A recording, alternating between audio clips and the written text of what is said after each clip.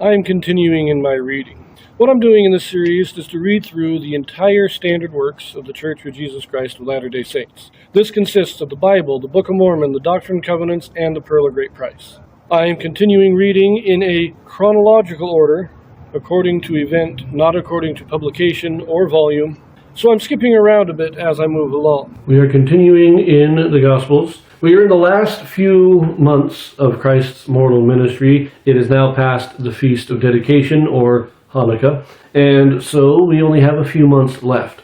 Now, we've been reading primarily Christ's discourses and sermons and parables that he's been teaching to the people in the Judean area. Remember, the first 2.5 years he spent in Galilee. The last 6 months he's spending in Judea, and so much of what he's teaching here, he already taught in Galilee, and so we're reading some similarities, but also some unique stuff. And right now we're reading a number of parables in the Gospel of Luke, and these are unique parables to Luke, so this is going to be fun.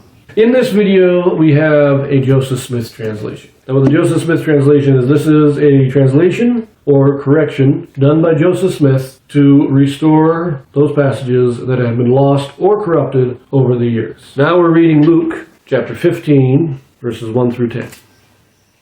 Then drew near unto him all the publicans and sinners for to hear him. And the Pharisees and scribes murmured, saying, This man receiveth sinners, and eateth with them. And he spake this parable unto them, saying, What man of you, having 100 sheep, if he lose one of them, doth not leave the 99 in the wilderness, and go after that which is lost until he find it?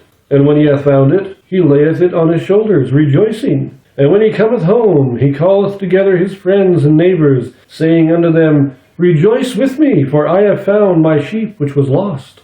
I say unto you that likewise joy shall be in heaven over one sinner that repenteth, more than over 99 just persons which need no repentance. Either that woman having 10 pieces of silver, if she lose one piece, doth not light a candle and sweep the house and seek diligently till she find it.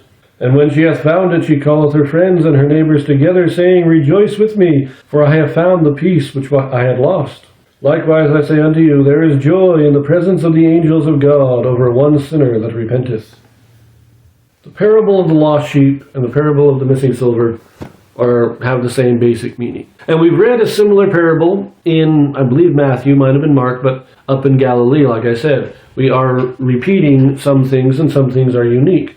This parable of the lost sheep is much more detailed, talking about the celebrations and, he carrying it on his shoulders. A very touching scene there. And as I mentioned, it's not that God is not happy and does not rejoice over those who never fall away, but absence increases joy when the absence is ended. And it's like I said in my other video, my wife used to complain that the kids, when I came home from work, the kids would all rush to me, Daddy's home, all happy and excited. And she complained that they were never like that with her until she had to spend a month in the hospital. And when she came home from the hospital, all the kids ran to her, happy and excited that Mommy was home. And it's the same thing with God and the angels. Those who are faithful and are here, we're glad they're here. We are grateful for them. We love them. But when somebody leaves, there is a pain in the separation. And when they return, that pain is gone. And the return brings an increase in joy. And that's what Christ is talking about here. There is more joy in heaven over the sinner that repents than over the 99 just men who need no repentance. Let us just look at the Joseph Smith translation here. Okay, in verse 1, instead of all the publicans, it's many of the publicans. And in verse 4, says, Leave the 99 in the wilderness and go after that which is lost. We correct this.